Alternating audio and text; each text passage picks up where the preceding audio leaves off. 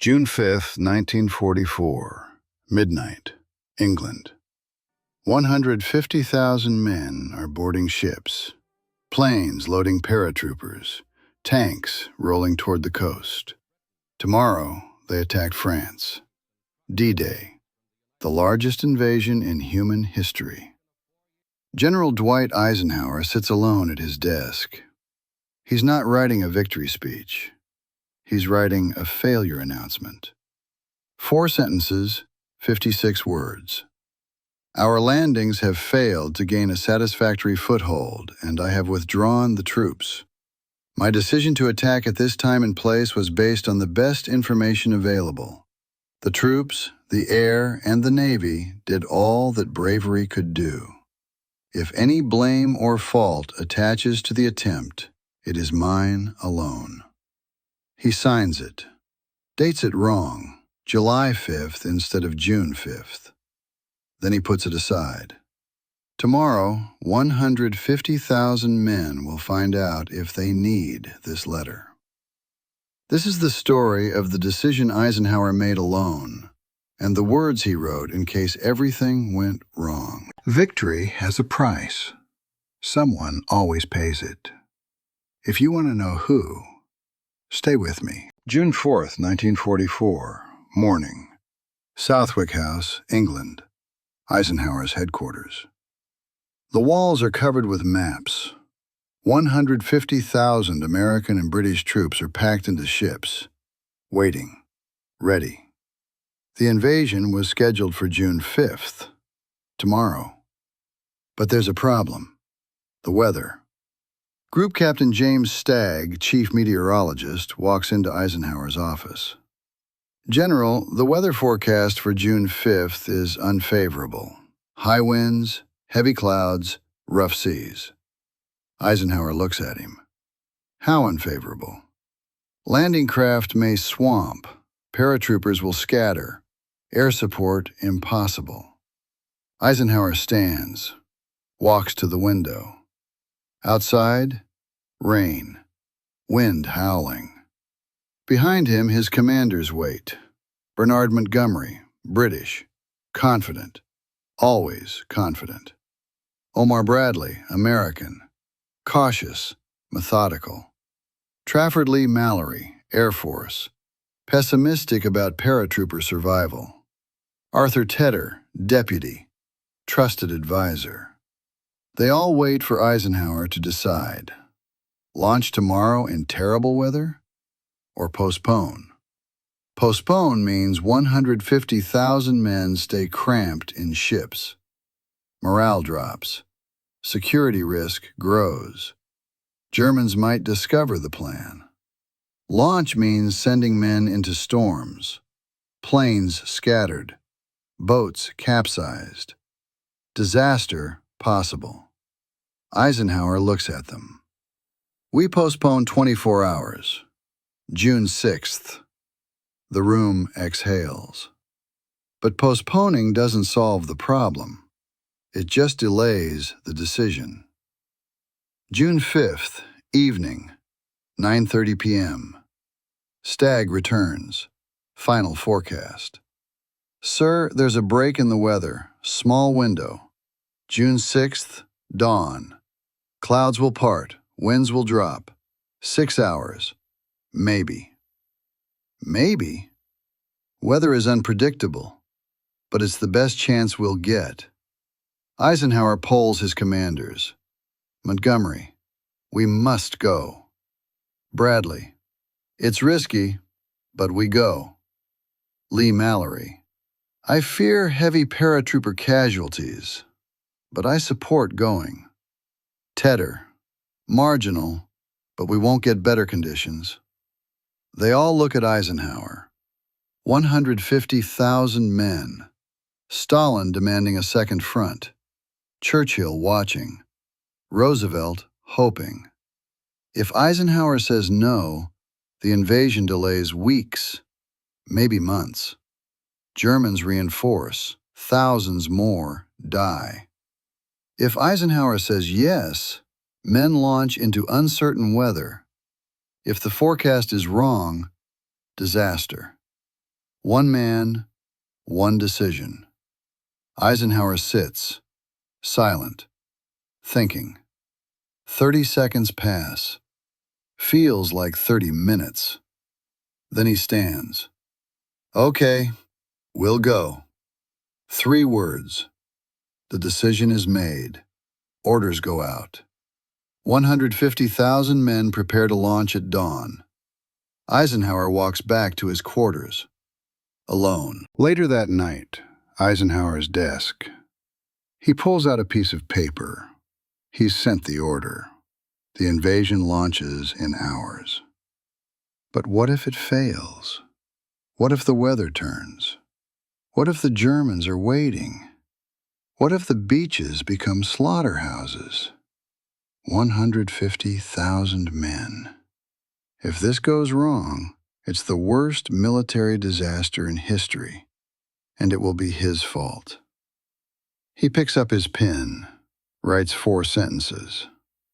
Our landings in the Cherbourg-Havre area have failed to gain a satisfactory foothold, and I have withdrawn the troops. My decision to attack at this time and place was based upon the best information available. The troops, the air, and the Navy did all that bravery and devotion to duty could do.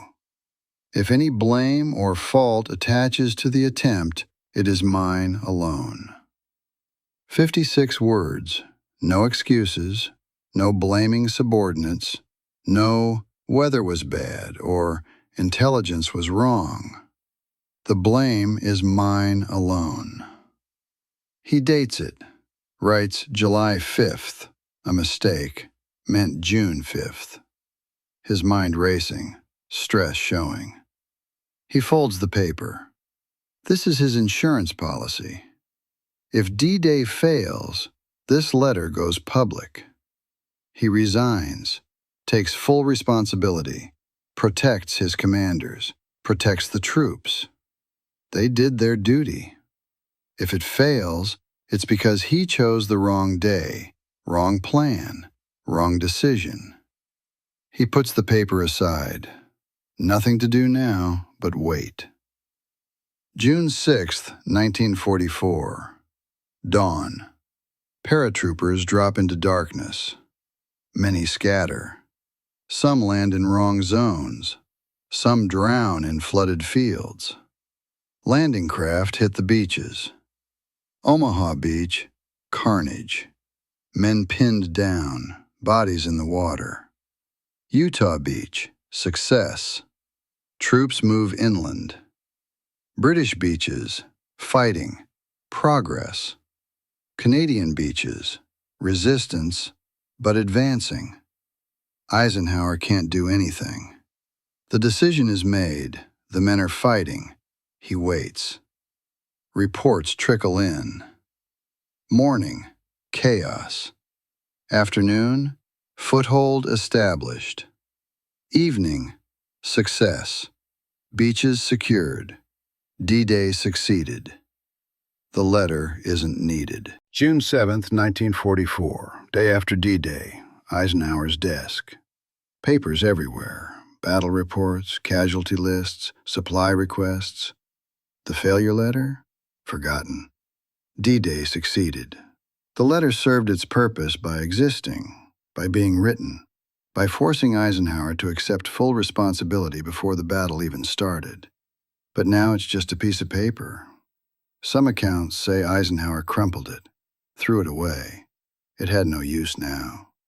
But the paper didn't disappear. One of Eisenhower's aides, we don't know which one, records don't say, found it. Maybe in the trash, maybe on the desk, maybe in a pocket. The aide recognized what it was. The Supreme Commander's resignation letter, written hours before the most important battle of the war.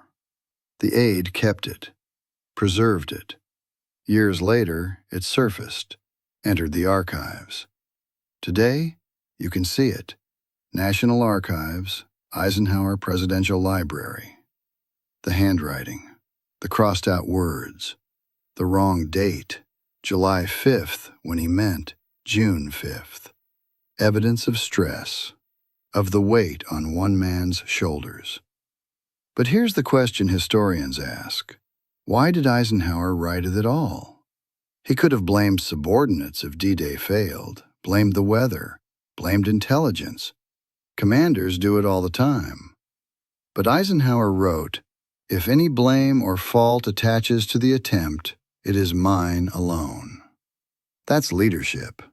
Not the kind where you take credit for success, the kind where you take blame for failure, in advance, before you even know if you'll fail. The letter wasn't just insurance, it was a promise. To 150,000 men, if this goes wrong, I won't let them blame you. To history, I made this choice. I accept the consequences. D-Day succeeded. Eisenhower became a hero. Later, president. But the letter remained, a reminder of the night before, when success wasn't guaranteed, when disaster was possible, when one man sat alone and wrote his resignation because he knew the cost of being wrong. 1952, 8 years after D-Day. Dwight Eisenhower is now President of the United States. A reporter asks, "Mr. President, what was the hardest decision you ever made?" Eisenhower doesn't hesitate. Launching D-Day. Why? Because if I was wrong, thousands of men would die, and it would be my fault. But you were right. I was lucky. That's the difference between hindsight and command. We know D-Day succeeded. Eisenhower didn't know that night. He made the decision with uncertainty, with incomplete information, with terrible weather, with everything at stake. And he wrote the failure letter because he understood. Command means accepting responsibility for outcomes you can't control. The letter proves something else, too. Eisenhower wasn't arrogant, wasn't certain, wasn't convinced of his own brilliance. He was scared. Scared he might be wrong. Scared thousands might die because of his choice. Scared he might go down in history as the general who lost D-Day. That fear made him a better commander. Arrogant generals don't write failure letters. They assume success. They blame others when things go wrong. Eisenhower wrote the letter because he knew he might fail. And that humility, that acceptance of human fallibility, is why he succeeded. Compared to other commanders, Montgomery never admitted Market Garden was his fault, blamed others for 30 years. Patton never apologized for reckless decisions that cost lives.